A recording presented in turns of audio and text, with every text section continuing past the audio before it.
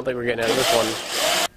0.6 seconds as long as I need the timer to run for. And if I push forward, you'll see negative numbers.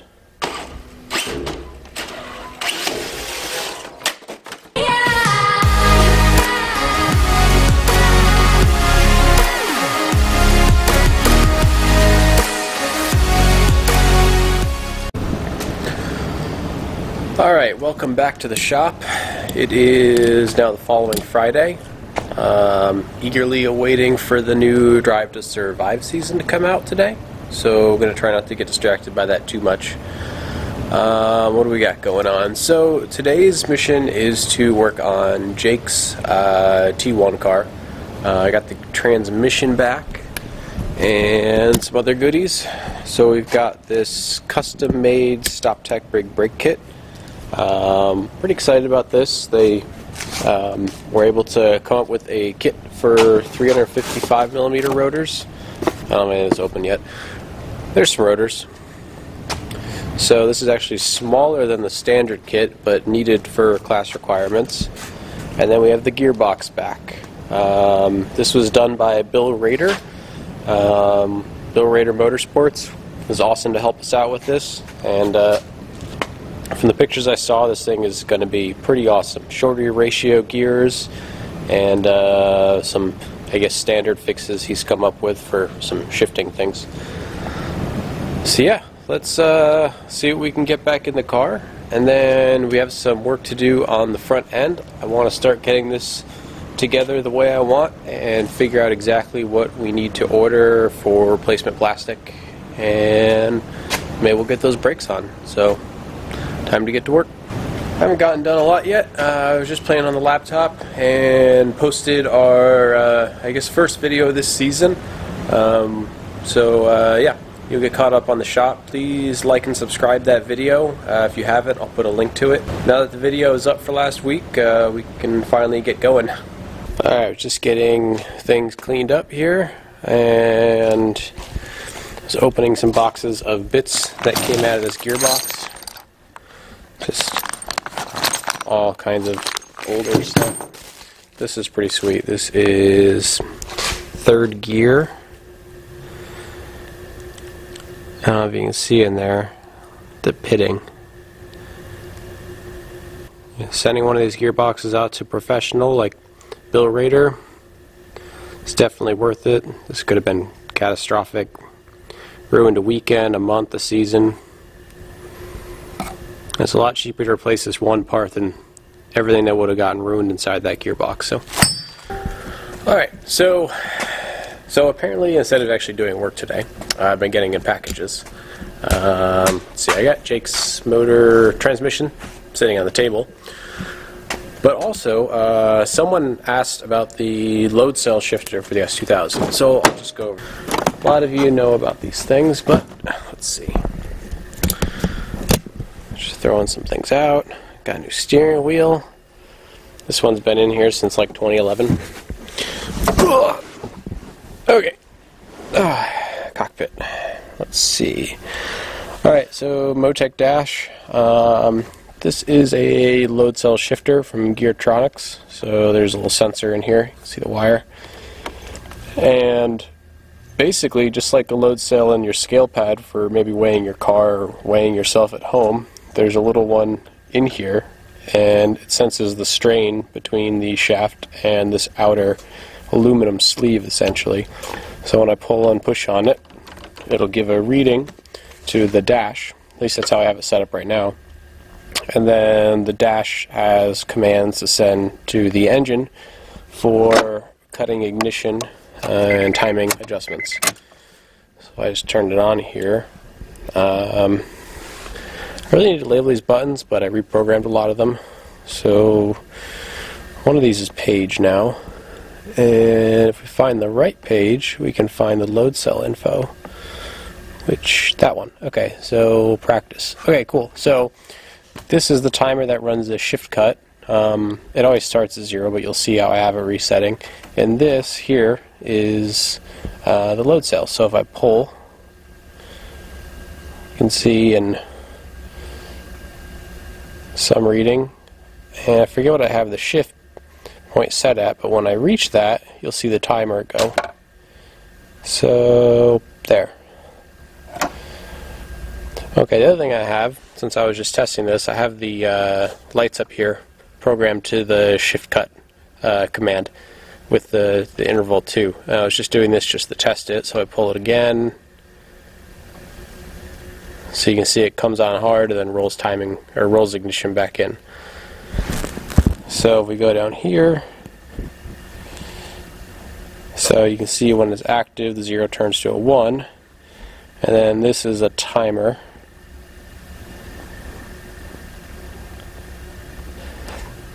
So basically every time I pull, it resets back to 1 second, and then counts up from there to do whatever logic I have programmed, and then it has a hard stop at 1.6 because that's 0.6 seconds as long as I need the timer to run for. And then if I push forward, you'll see negative numbers, and I mean I can keep pushing, but nothing happens on downshift. I don't have anything programmed yet. I also do now have boost by gear, so I connected the transmission position sensor, and obviously I have the Motec dash doing boost control, which we can find on a page here. Let's hold please. There, okay, so this is the requested boost in second gear, and then there's 5 pounds less in first gear and 3 pounds more in third gear. And then I can adjust that here to whatever we want. So that's kind of fun. And I just programmed a PID loop, and there's probably like 12 channels that go into boost control on this car. So yeah, there you go. That's the load cell deal. The problem I'm having is sending commands to the factory ECU. I can send timing and fueling adjustments by cheating on the E85 table, as well as the traction control table, but the ECU is delaying the inputs.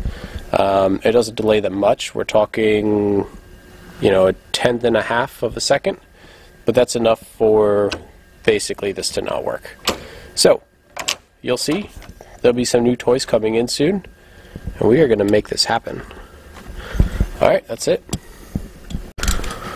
Alright, I'll show you what I've been procrastinating with this morning instead of working on Jake's car. Let's see, so new toys for the mill, pretty excited about. Been waiting for this stuff for quite a while, mostly just waiting to convince myself to actually purchase. I've been using this old giant vise, and you can see it there on the 5-gallon bucket. This thing is huge and so hard for me to move on and off. And it's so heavy that as I move the table left and right, basically once the table kind of bows down on each side as I move it around. Not too bad when I'm milling apart on the vise, but if I'm milling apart next to the vise, clamped to the table, and then I move the table off the end, the part will end up having a little bit of a taper by like 3 thou. So onto a new vise, one that's not quite as ridiculous and smaller and newer and nice, and I'm really excited. So I bought this Kurt vise. Actually found this handle in a pile, so that's kind of fun. But yeah, got this Kurt vise, really excited. I still need to get it trued up and tightened down, but should be good.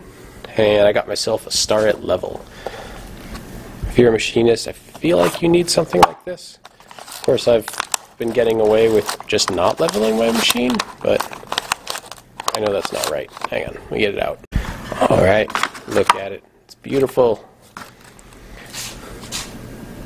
Ooh. Not level. So yeah. Along with this, so I need to use this and make sure I actually have this thing leveled. Right now it's just literally been sitting on the floor. I've got some little pieces down there to make sure that it doesn't teeter. And then I bought myself this little granite block. I mean, it's not that little, but this will be perfect. So I need to make sure, wow, is nothing level? That or this level needs to be calibrated, which I will do and check. No, nothing's level in my shop. Oh well. So yeah, I guess we will level some stuff. So this will be fun. If you don't know, these are very, very accurate. It's 3 thousandths over a foot, I believe. So yeah, it's super touchy. When I get something actually level, I'll put a 1000 shim under one side so you can see. But yeah, that pretty much wraps up things in the machine shop for goodies. I did get a set of parallels, and I'll put these on. These are kind of cool, but you know, obviously they just got a little magnet in them to help hold your parallels.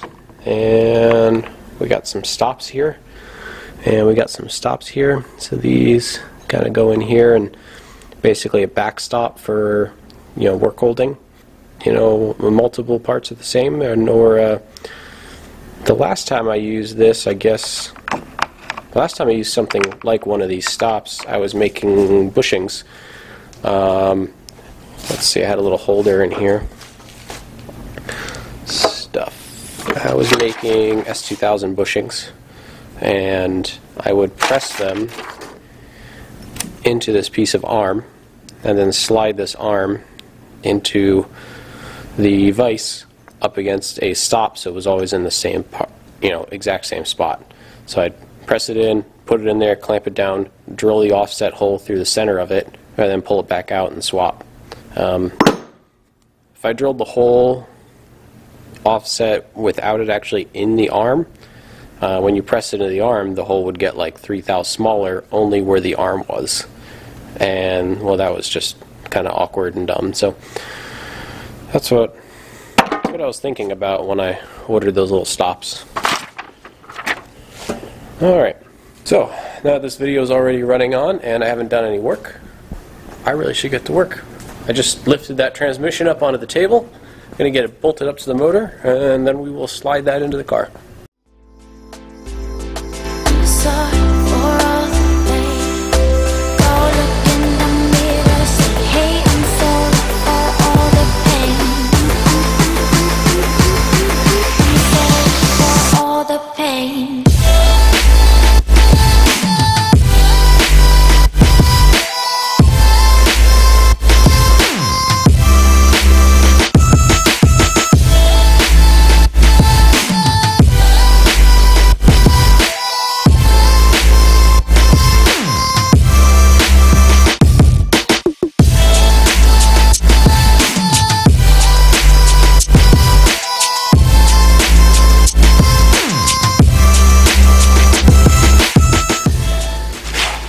Just remember, there's one thing still to do. I need to swap out the axles quick before we do this, and then we can continue.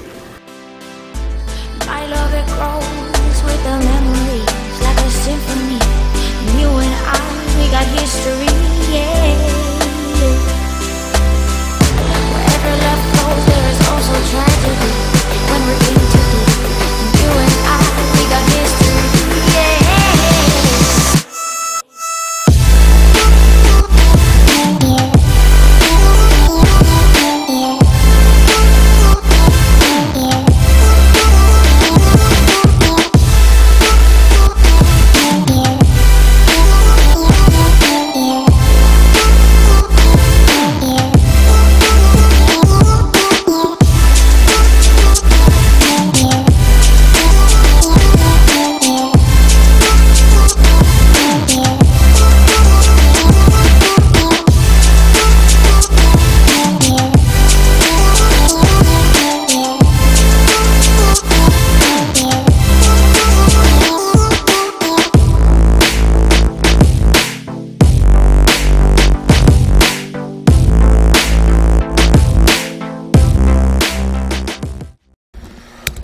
Alright, well, the motor is in. Pretty happy about that. Pretty much everything's hooked up. A couple O2 sensors and some things. Anyway, it's getting late. I'm tired, but last thing, blow off a little steam and play with one of these RC cars. So, since I don't have a car to rip around, I do have one of these. And, let's see, I don't know how to hold the camera and drive this thing, but let's try. It is a little ripper.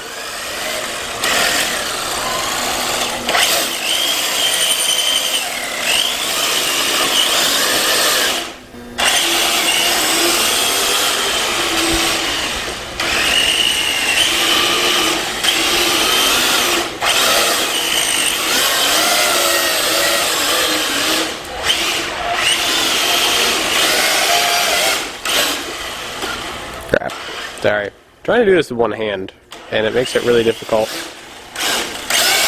Ah, crash. Over there. Too much power. Hummer. Crap.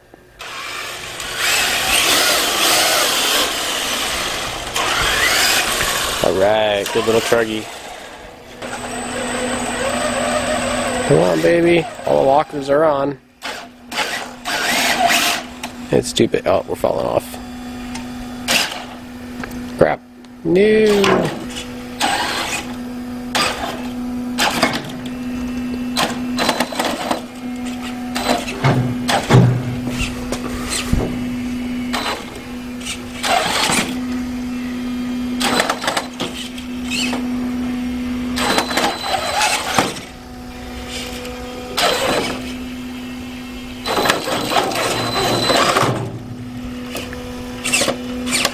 Gotta get that wheel up. Come on. Damn it. There you go. Alright, one more. I made it! Yes! Oh, that's not gone well, so it does fit in there.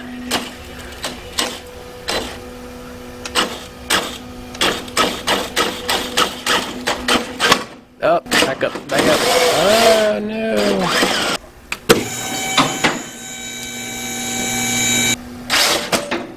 Yes!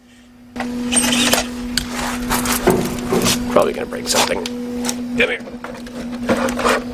Alright, that's gonna wrap it up for today. It's only Friday, so a lot more things to do this weekend. Hoping to get Jake's car kinda up and running. Yeah, hopefully we can almost take it for a drive. Darian will be here Sunday, so thanks for watching. Please like and subscribe, and leave a comment if there's something you'd like to see. I know we've got just way too much going on in here now, so I don't know what you guys want to see more or less of, so let me know, and we'll get it on the channel. Thanks.